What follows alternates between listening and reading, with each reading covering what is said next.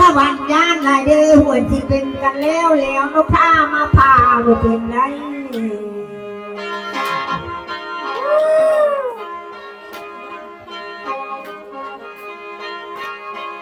อันนี้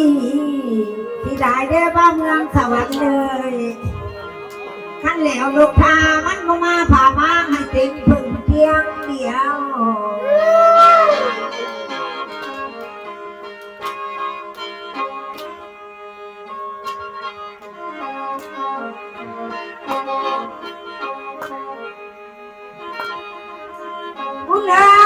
สิได้เด้อมาเมืองสวรรค์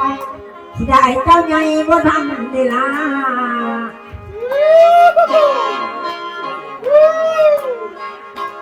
คุณเดชก่อนเคยเป็นสาวย้อยนาลาบ่าวพี่ชายกำลังเฮียนยาม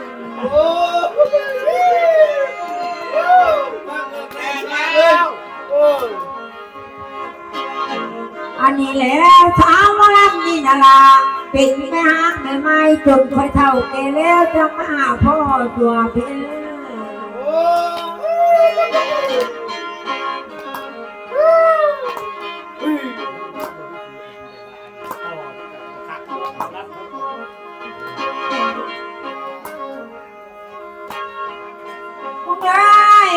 มื้อนี้กำลังสบายเลยเขาย่านลายเดล่าย่านแต่ลมพันไม่จริงใจทั้งแต่งาว่าเอ้ยวันหน้าเอ้ยอันนี้น้องโมแค่งากับโบเตืองติงได้แต่ใบ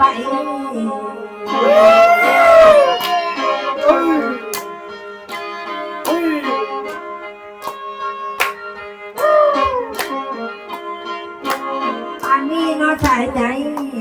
ถ้าจ้าผู้ชายนี่นะถ้าลมนี้อ่อนโอ้ยบอกแค่ย่างก็นักมองแน่นคือดำดังนี้อันนี้ชวนไปยิ่งนี่บอกเคยตัวเคยต้มเอาลงไปเป่าได้เบาเมืองสวรรค์คอยไม่ได้เคยได้ว่าไหวลิงแค้นมากกระเบา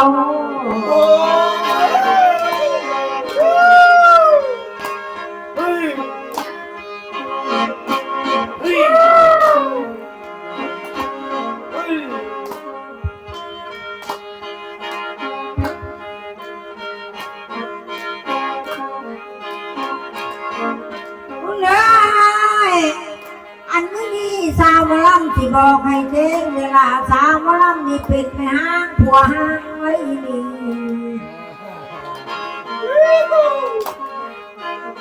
โอ้ยผัวก็ได้ตายเป็นผีหักก้อยไล่นางเป็นห้าง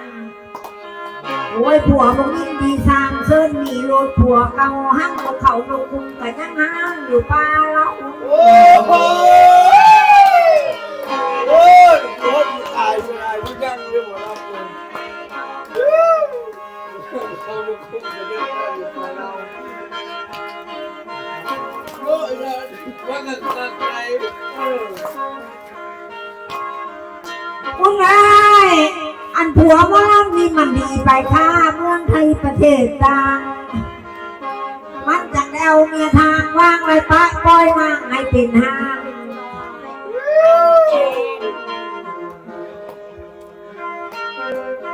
อันนี้แล้วสาวมาล่ำนี่นะล่ะโอ้ยไปอยากเอาโทนผัวเก่าข่อยป้าน้องเพลงสิโอ้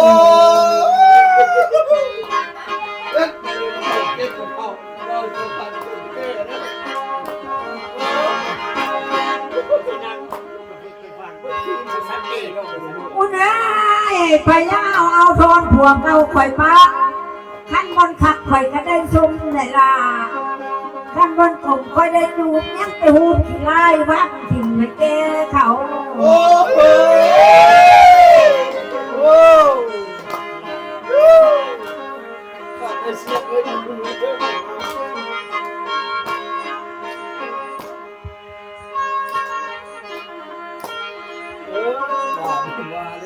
คุณเอ้ยอันนี้แล้วว่าเมืองสวรรค์เลยโอ้ยผัวคนนี้มันไปข้ามเมืองไผ่ประเทศกาเอาเมียทางลาวมาไม่ป้าคอยนางให้เป็นห้างจังไผ่ยินดีสร้างน้ำพนังแมงเขาเมื่อยนาขายเขาสุสานใจเป็นเงิน